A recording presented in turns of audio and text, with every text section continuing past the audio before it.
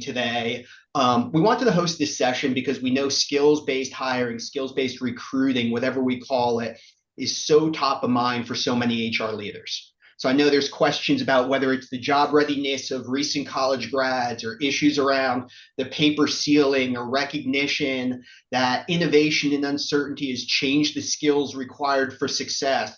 We know skills-based hiring is getting the attention of CHROs and other HR leaders, and even winding up on the radar of CEOs and COOs and CFOs who are asking about it.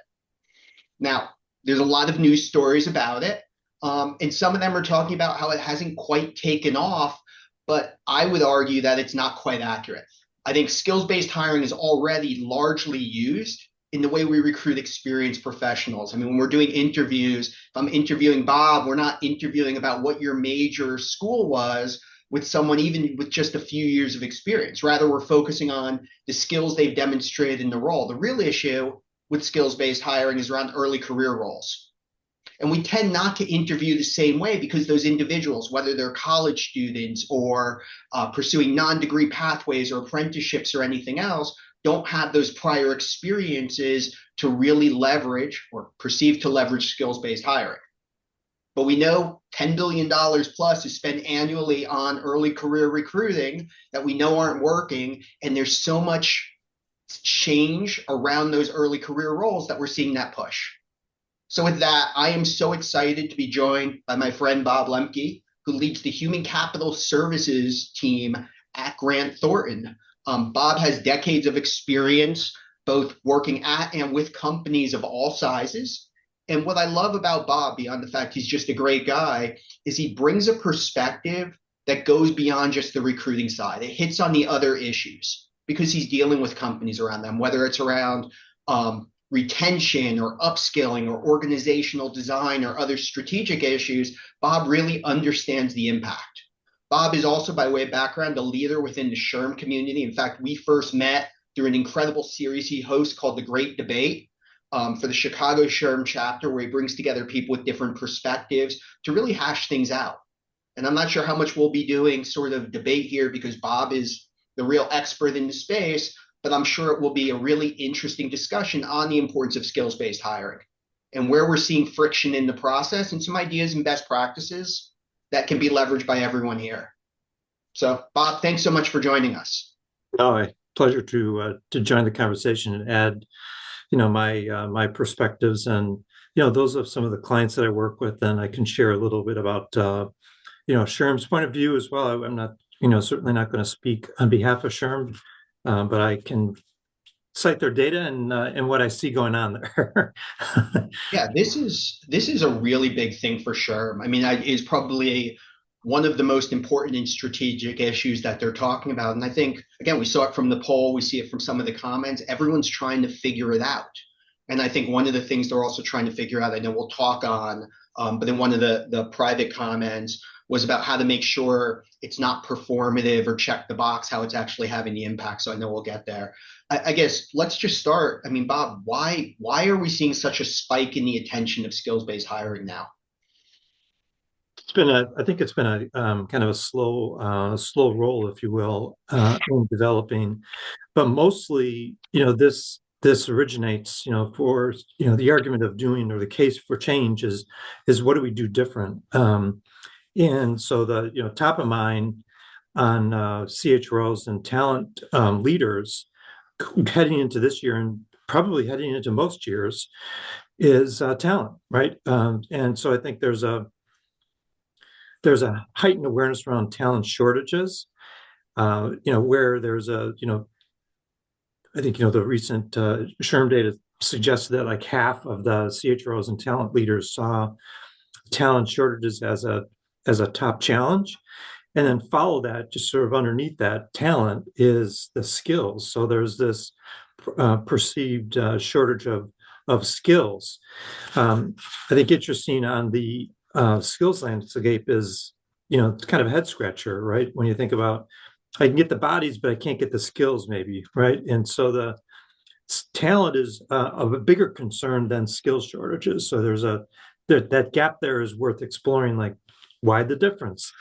So just so I'm Yeah, clear, I want to make sure I'm understanding. Like, and by the way, again, everyone, please ask questions in the chat. Like, we want to know what's top of mind for you.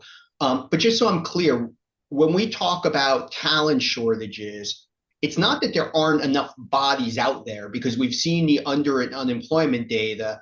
The right. issue is the bodies with the right skill. Is that, I don't want to put words in your mouth, but is that correct? Supply and the demand is leveling, up there.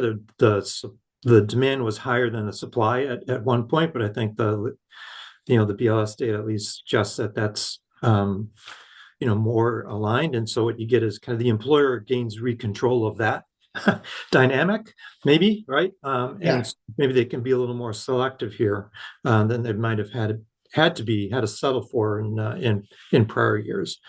Um, but those are just macro kind of challenges. I think talent is always top of mind when you ask CHROs what their biggest concern are, or business leaders. It's the capacity, the quality of the talent in their organization. But I want to hit on the early career side for a second, though, in particular to your comment. 47% or so of recent college grads, according to the latest Fed data, are either Mm. under or unemployed. So we know there's a supply. And then we'll see data around early career hires at companies sort of lacking certain skills, the problem solving, communication, professionalism, attention to detail, etc. I want to make sure I'm understanding this well. So it's not the companies want to hire. The issue is just, again, finding those people with the skills that align to the need. Is that correct? Yeah, I think that's accurate. I think there's also another underlying challenge within organizations is a little bit of forecasting what talent I need.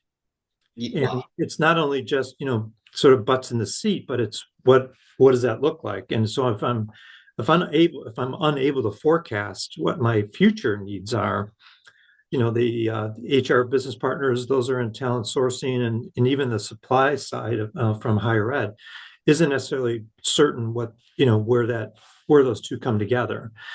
And it's those HR business partners and those business leaders that are in tune with what the future needs of the organization are and the skills that they need to succeed. The earlier I can communicate that, the earlier we can architect solutions to support that. Either acquiring that skill that we need, developing the skills that we need, for the future, whether it's internal or external, right?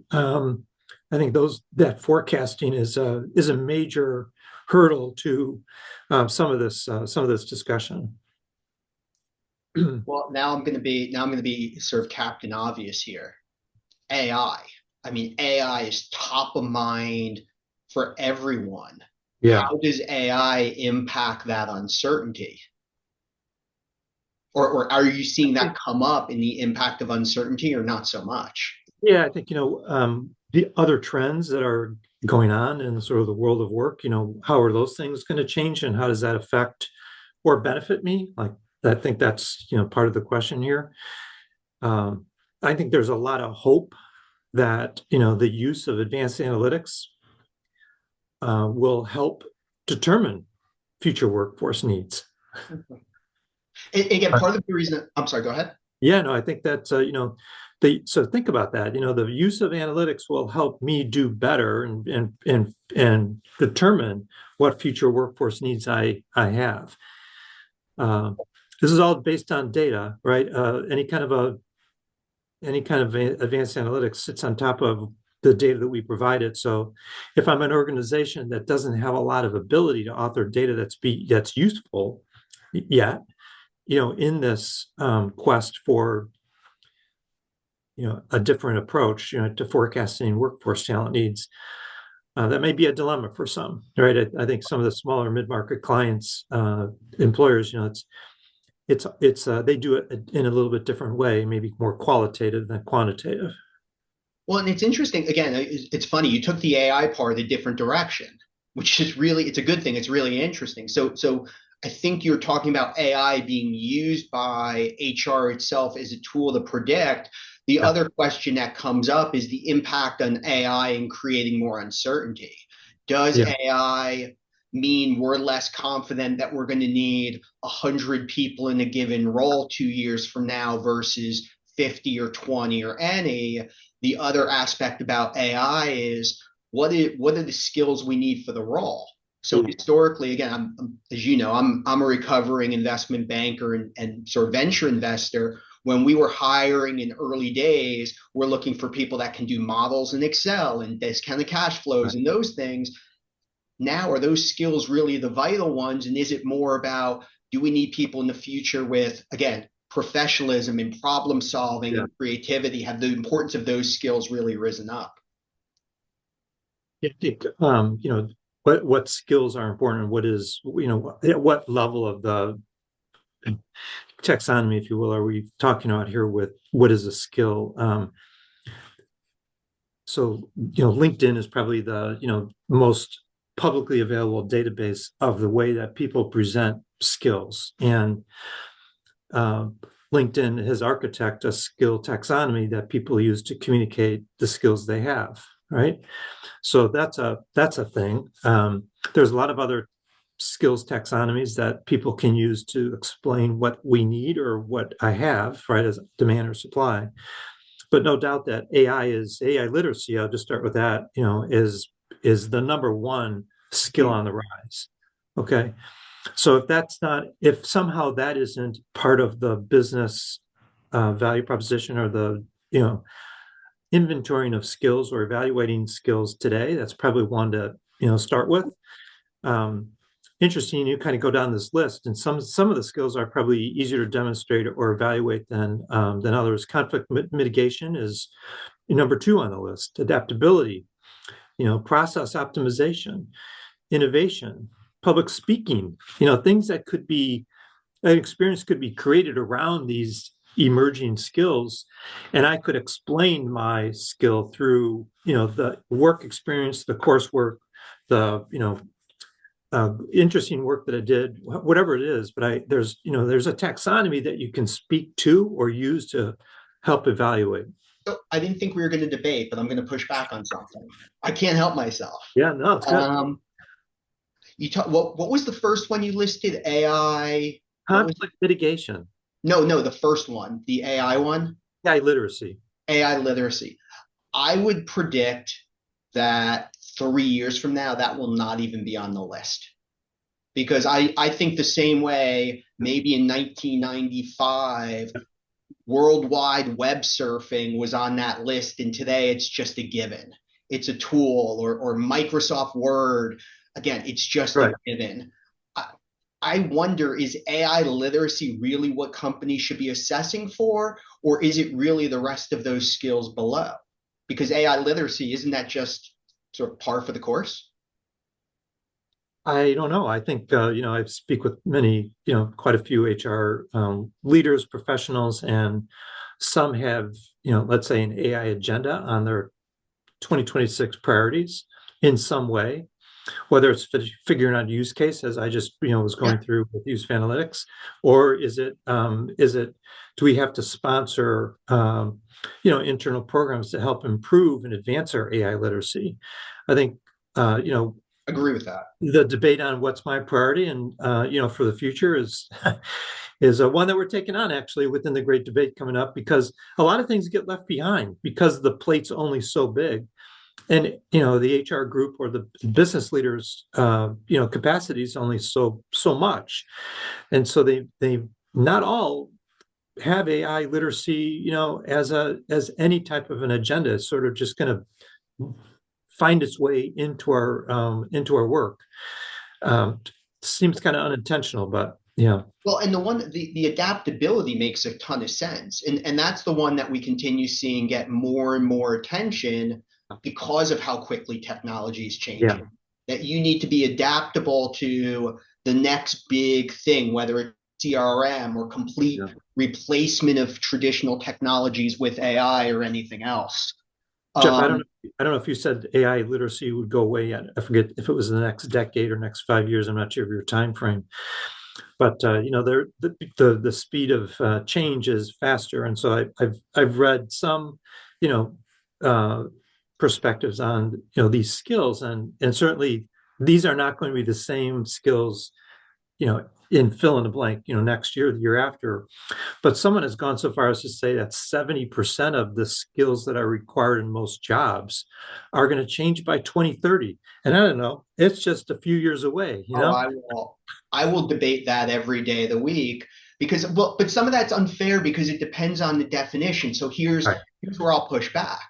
Is I actually think AI literacy is a little bit of an amorphous term where AI Yeah. literacy actually what that actually means is again problem solving, Mhm. adaptability. AI literacy isn't how well you can craft a prompt.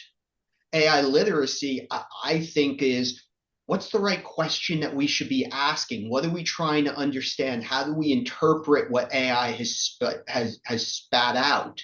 But again, we're mincing, and sorry to take us down that path. No, I think back to the hiring. So, how does AI literacy show up today in an interview, or does it?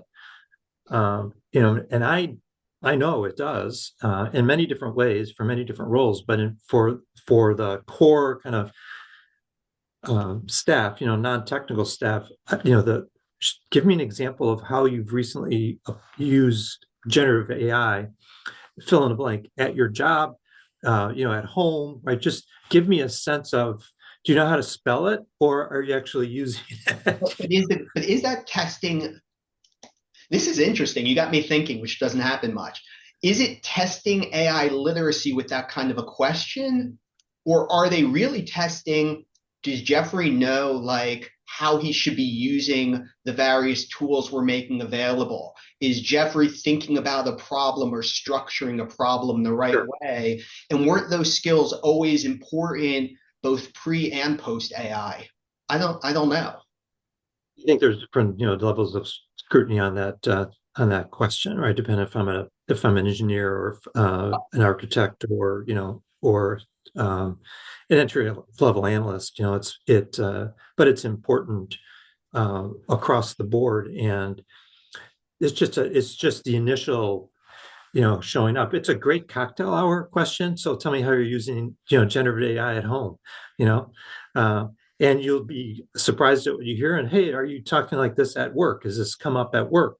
So, you kind of probe around a skill that's very conversational for sure.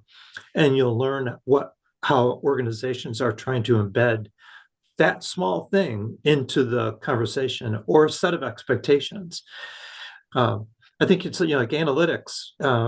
Spent a lot of time building analytics capabilities within an organization, and when analytics first comes into your organization, usually it's decentralized in the functions that need analytics rather than part of the embedded tool set that we all use, and it's just part of the way we do things, right? But it has to go through a cycle of this, end user experience for it to gain traction or maturity or understanding. And now we want more of it. So now we outlive the technical abilities, infrastructure costs, all these things that can get in the way of advancing analytics within an HR function. Now I have to use that out of my IT area. So this, Totally it's agree. Which is a great, I guess, segue to sort of bringing it back to skills based yeah. hiring in particular. Yes. What do you how are whether it's around assessing AI skills or adaptability or can someone code in Python or whatever those skills are, how are you seeing companies using it out there in the wild? Yeah. What's it all about? I think there's different steps of how skills-based organization, how deep they go, let's say, around, or how broad they go. Those that are really committed to upskilling start to embed something about um, skill development and purposeful, intentional skill development, and continuous. in almost every aspect of the employee's life cycle, right? Whether it certainly starts with my sourcing talent, but it also shows up in taking the transition from candidate to employee, from the way that I opportunities for development, for performance management. I'm going to talk about skills that are needed to develop, right? Technology, that supports the terms. So I think there's, just like everything, a range. But usually, for me, what I've seen, there's this awareness of this skills strategy, and so usually it shows up in the recruitment strategy first, but that's hard because you're not necessarily matching, the candidate profile to the skills profile of the work or the team that they're joining or the workforce they're joining. It's sort of a new thing. So having somewhat of a rudimentary, at least, skill structure that talks about things on the sourcing and the candidate side, but also about what we have and whether what we have may not actually fit the profile of those that we're looking Oh for. yeah. So I think there's two sides of that, how it shows up, more from a talent development versus a talent acquisition. Well, and it's an important point because I think, again, all too often it takes place in the box, where it's just about recruiting. And I mean, I guess I'd love to get your take on this. It feels like a lot of the conversation about skills-based hiring is largely performative. It's we're going to get rid of a degree requirement, or we're going to rescope job specs to bet. And I'm not saying those things are bad, but it feels like companies are checking the box around those Yeah. things. And at the end of the day, the hiring manager is still looking at where someone went to school or the GPA. Are you seeing that at all? The doing away with degrees is an interesting topic for discussion in a lot of organizations. I think the way that maybe they post for the job and source for the job may may not always include a degree requirement. Like I think it's a small percentage, of maybe a quarter or something like that of postings don't, and probably in the areas where you would expect it to show up, they continue to show up. Those regulated environments, whether it's financial services law, things that that's an important thing, or just the way that they go about managing their employees. But I think for me, I'm a compensation guy by that's the way I've kind of developed professionally, and so I'm really intrigued by what people do for a living and differentiating on what people do for a living. But there's this crazy federal law called the Fair Labor Standards Act that dictates whether someone's paid overtime or not, or is required to track out, paid by the hour or not. And very traditionally, what I've seen is HR teams using that exemption status to be, linked in with a degree. So if I have a professional level job in my organization and I'm sourcing candidates from, for me to remove, a degree requirement from my job description will be really hard for some because of their sort of traditional orientation, rather than taking the approach like it's this body of knowledge that you're using that's normally acquired through advanced training, a bachelor's degree, whatever the normally acquired through looks like, but it doesn't mean it has to be the only way. And I think that's the space that more organizations are willing to enter, because of the discussion on affordability of higher ed, and just a lot of things like the talent pool could be smaller if I continue to use a degree, right? And I go back to, well, first of all, there was a Harvard study, or a report recently put out. I think Matt Siegelman was part of it. I think Joe Fuller also. The stat was something like 45% of firms have removed degree requirements from certain roles, but it saw basically zero change, zero meaningful change Yeah. in actual hiring outcomes. And part of that, I guess where I'm looking to understand is that because again, they may have gotten rid of the degree, but the hiring manager still has that behavior of I only want to interview the kid with the fancy degree, or part of it is because maybe they still didn't understand the skills required. That they removed the degree, but they still weren't focused on we need problem like they almost did it backwards. Yeah. I, I think the HR's role in sourcing talent for the leader to make good hiring decisions because they're making the hiring decisions, right? And so HR's role usually is to facilitate the sourcing. They're not the only source, right? It's one of many channels, including the leader's own efforts at times, right, to source talent. So I think the extent to which the HR business partner, the CHRO leader has set the tone at the top, frankly, around this, like how we go to market, through posting or how we go to market through agencies, right, is this way.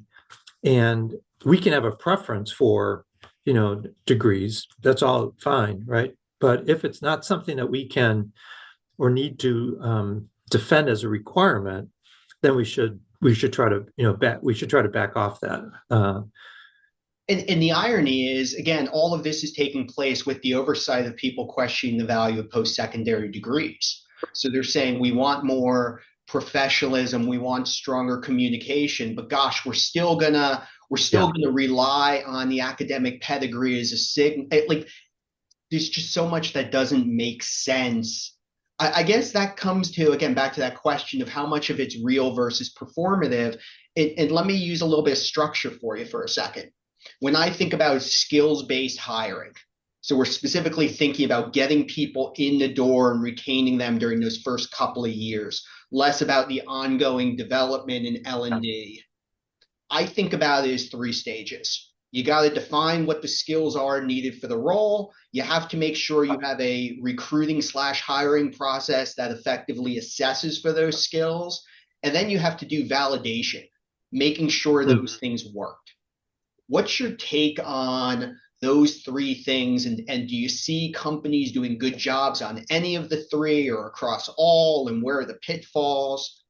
Sorry to hit you with three different parts. yeah. No, I think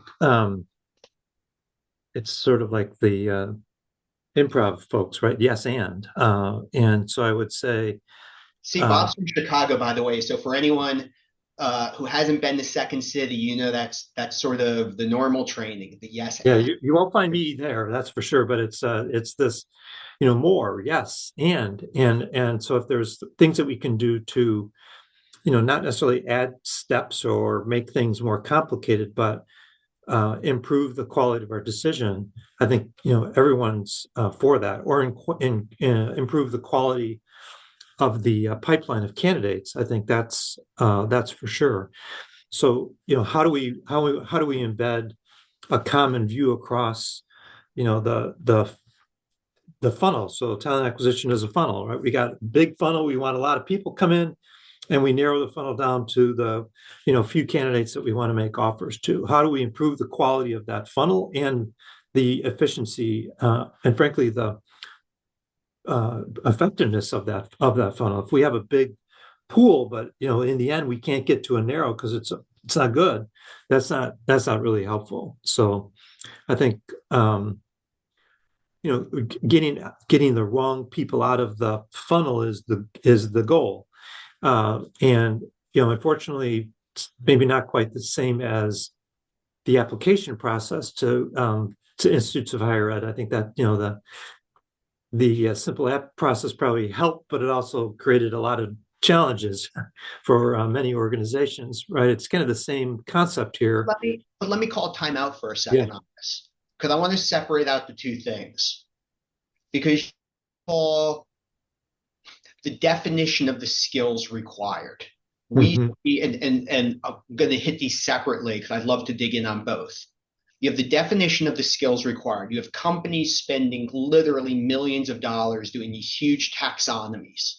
They're going through and interviewing hiring managers and recrafting job specs. Yeah.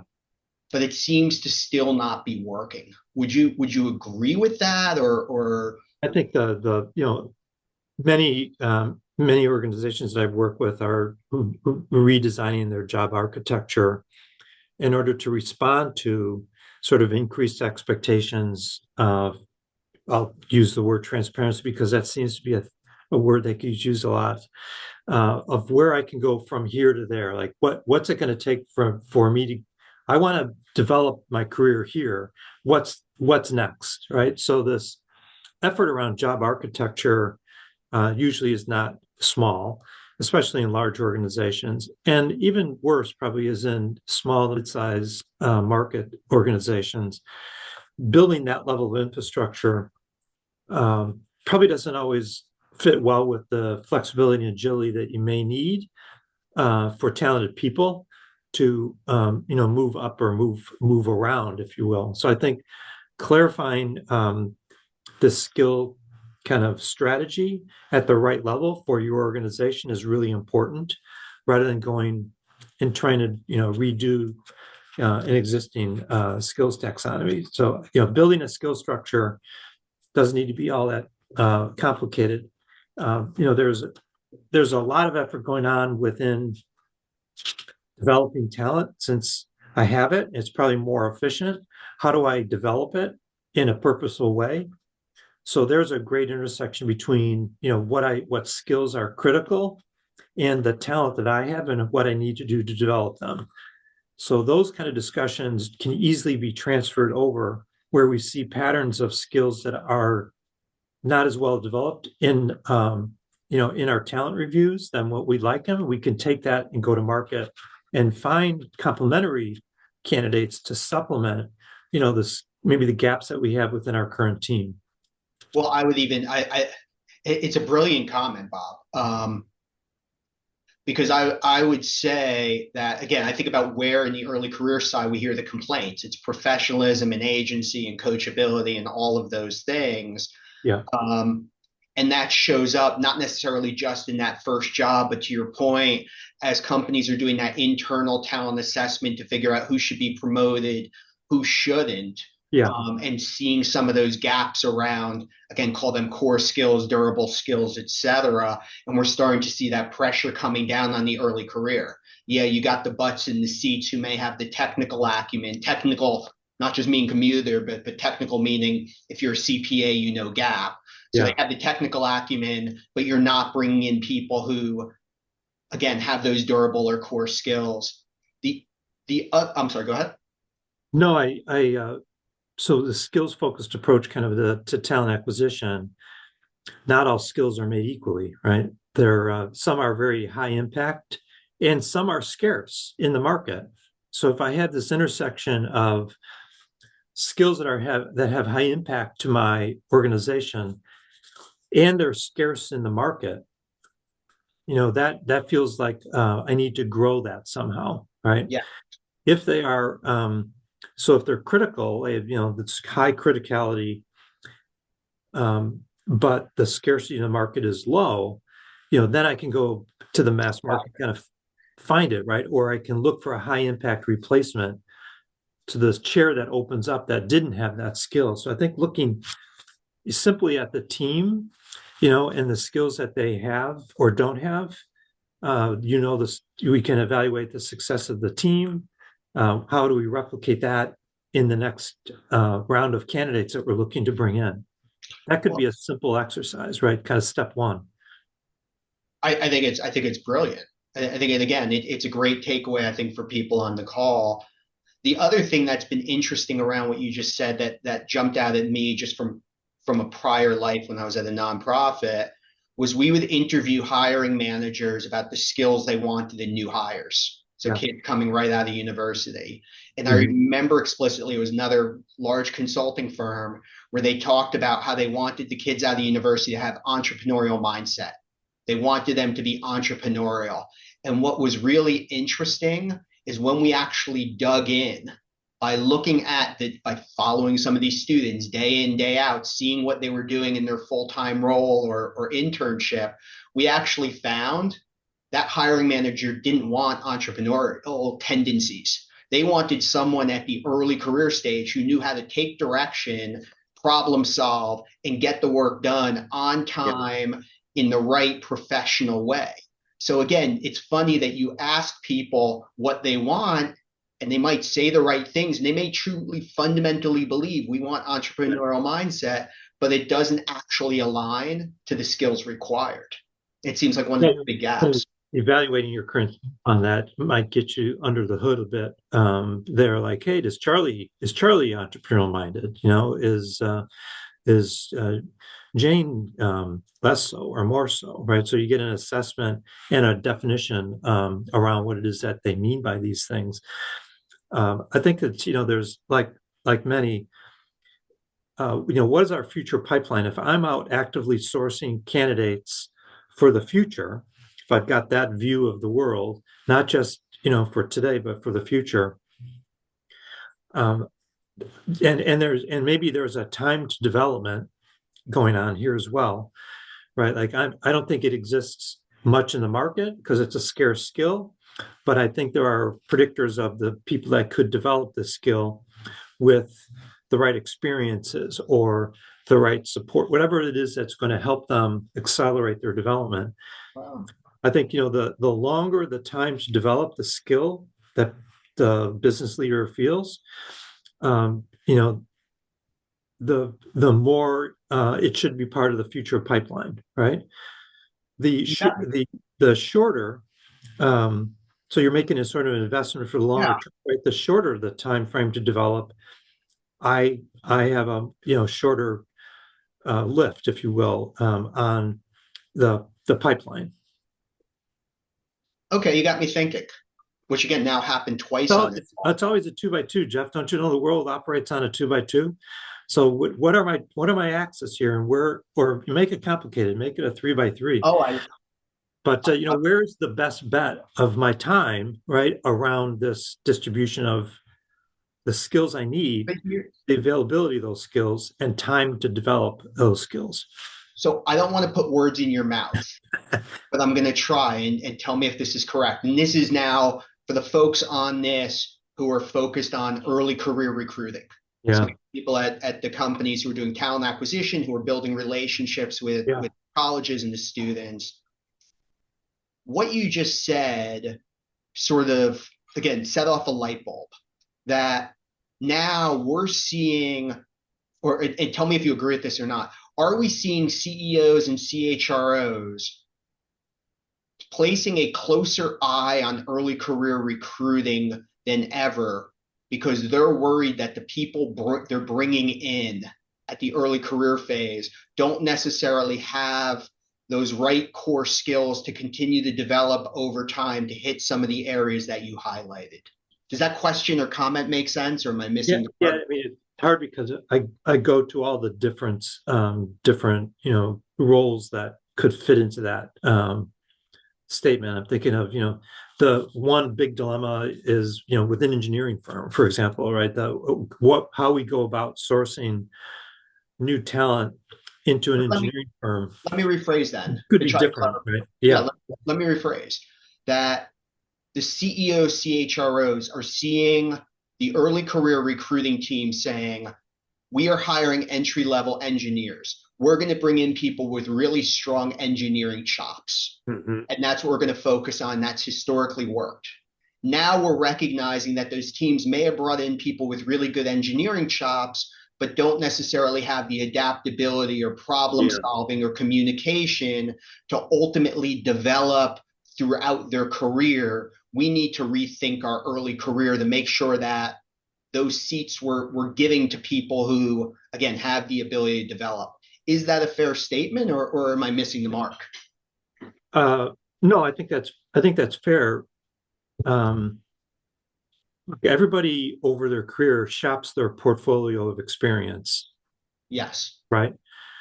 Some, emphasize a certain aspect of that portfolio, and others, something different. So I think curating your portfolio of experience that speaks to, go to the list of skills on the rise would seem like a smart strategy if I was if I was a new joiner to the workforce, right? They may not have all that insight. Like that's a lot to think about, um, and probably too late for some, but maybe not. But the employer, if they are trying to find scarce skills in the marketplace, they generally want to get involved earlier in the supply chain, Well, yeah. right? I don't want to wait. I want to help it. So I think curating experiences on both sides makes sense, right, for the employer and for. I mean, And that's the theory of. I mean, I'm in a professional service firm, so there's a reason why we have summer interns, right? I think, um, and trying to sort through, those that we feel will contribute and those that may not. I love There's a reason for clinical rotations of staff nurses. Hard to find skills, right? There's some that are technically proficient and just won't survive in certain environments where we have a lot of need, right? So I think curating the right experiences to develop the skills that are not necessarily so plentiful early in a career is I think is important. It shows up in a lot of different ways. and whether we're confident that we know what the skills required for the future will be. What's the next AI flavor, the next AI role? Where I would argue is as long as someone has the right core skills, again, the adaptability and problem solving, as long as we're hiring for that, then we as an organization should be able to adapt. I want to make sure, I know we're hitting the 45 mark, and we're going to try to keep it to 45. Are you comfortable going for the full hour? As agile and flexible as you can imagine. Awesome. So again, for folks, I know we have blocked for 45. I want to make sure though, there's a couple other topics I want to get, and there's a great question in the chat about what do you recommend is the best way to evaluate candidate skill sets once you've identified? Because we talked about mapping out the skills and understanding within the organization. How can companies do a better job assessing those skills in candidates? Yeah.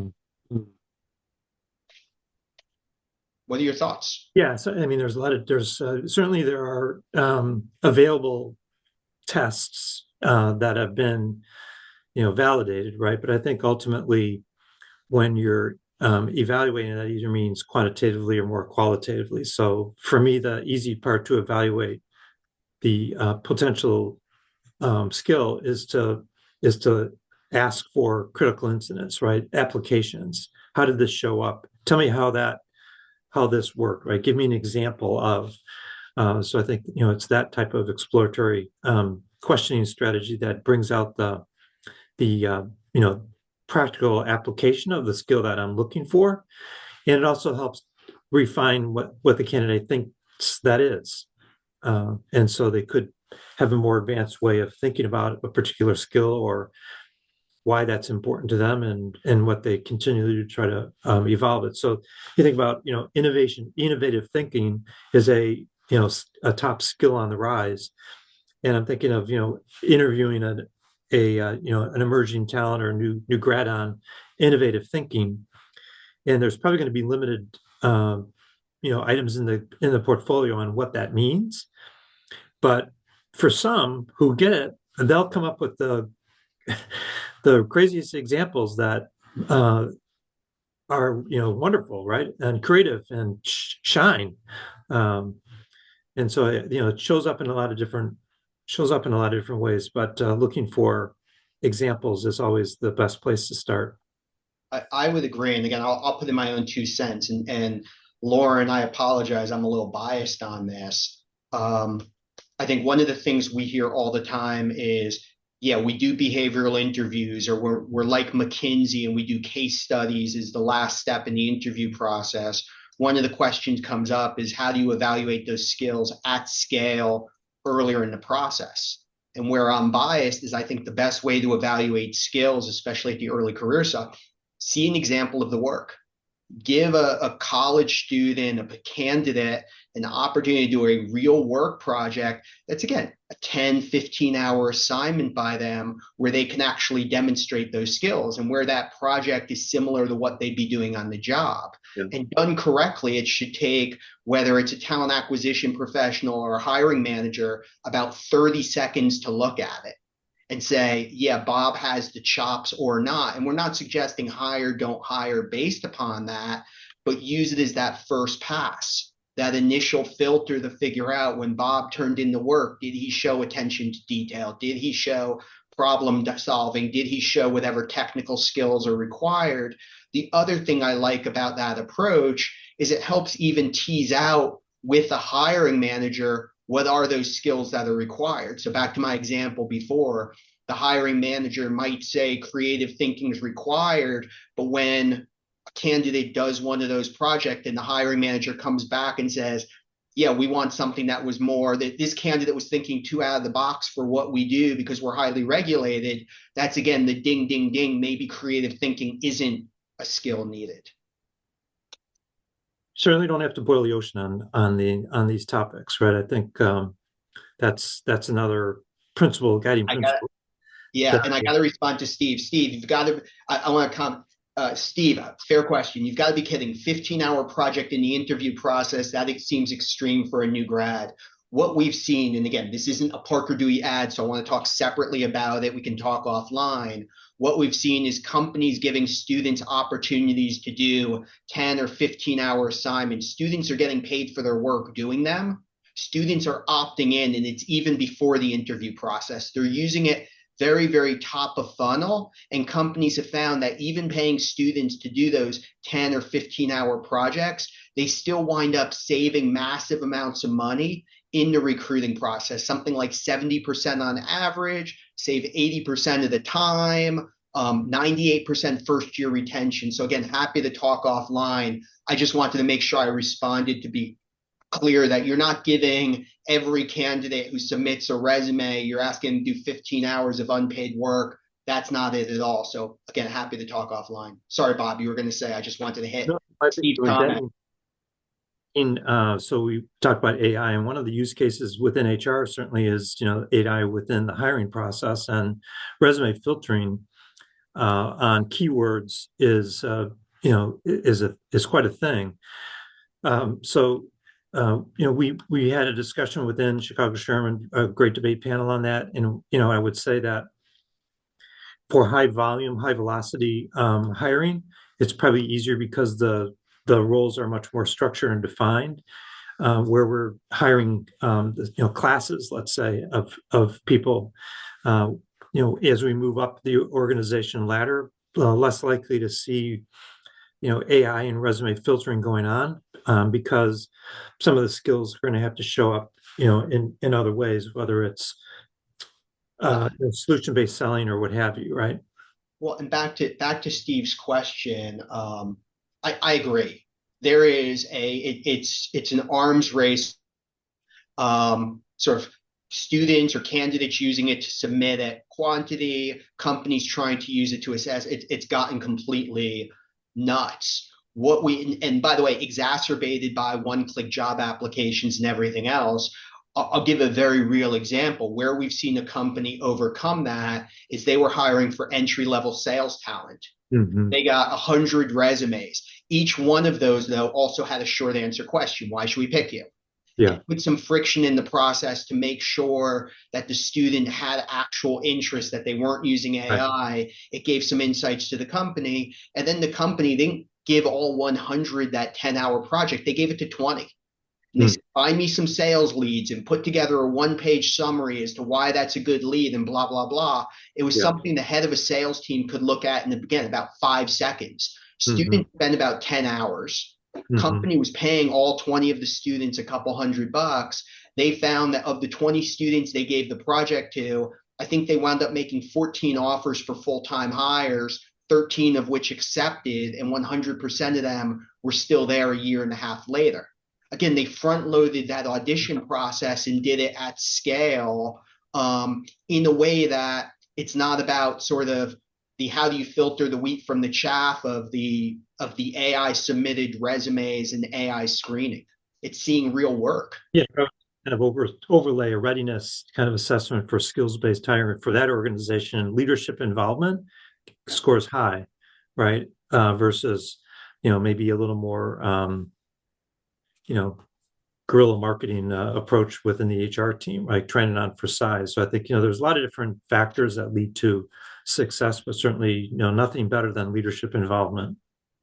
Oh, yeah. Well, and the nice thing is, again, for anyone on the call, I mean, you're in a unique time right now because leadership is focused on this. They have their eye on it, whether because again, they're thinking about skills for the future, to Bob's point, whether they're worried about budget pressures or budget concerns, whether it's because of economic uncertainty. Now's a great time. You have the air cover. I guess for the people on the call though, like if you were introducing this tomorrow, if you were sort of someone on the talent acquisition side and you're a believer in this and you know you have some level of air cover, how would you introduce it? What's some of the low hanging fruit that you could bring into your organization to sort of, I don't want to say pilot, but sort of proof of concept or get some initial support? Where would you start? For me, this is the debate on, from an HR perspective, the challenge they have is, when do we act quickly and swiftly without the information? We may not have all of it. And what other, situations we need to create a business case, to get approval to proceed. And, everyone is all over the board on that. But I would say, the preference typically from a business leader standpoint are on, HR leaders that are more agile, and they can move and act rather than necessarily burrow in and analyze everything and spell it out. Now it's 6 months later, and we don't have we have no traction on this. So I think it's pilot and testing always easier in areas where you can get sponsorship on a test basis with a leader than to expand it into something that becomes so large.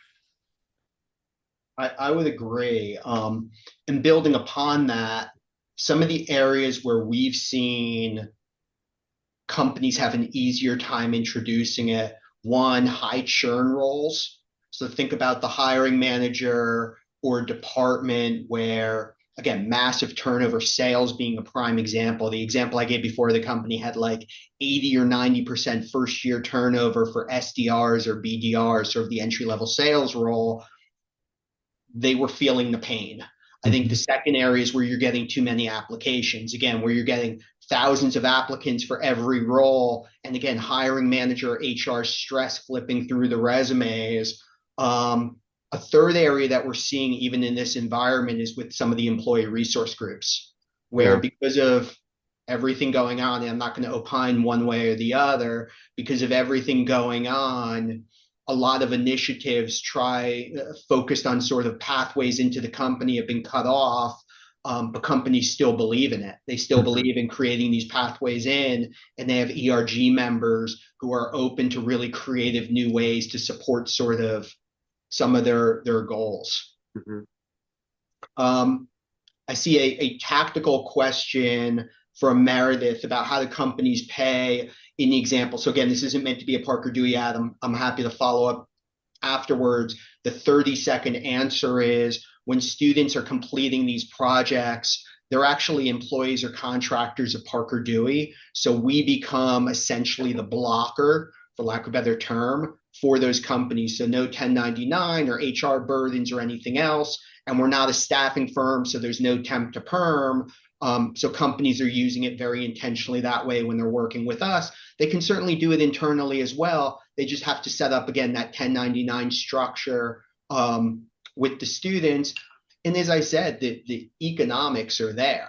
I mean, companies spend on average, according to NACE, north of $5,000 for every entry level hire. You see 45% first year attrition on average across all entry level hires. That doesn't even include the 10 or 20 grand if they've done an internship and didn't convert. Yep. The numbers are shocking. Bob, I didn't know if you're familiar with those since This is my day to day, and want Yeah, no, I to think, the debate on who's an employee and who's a contractor always, have it. got to ask it, right? Yeah.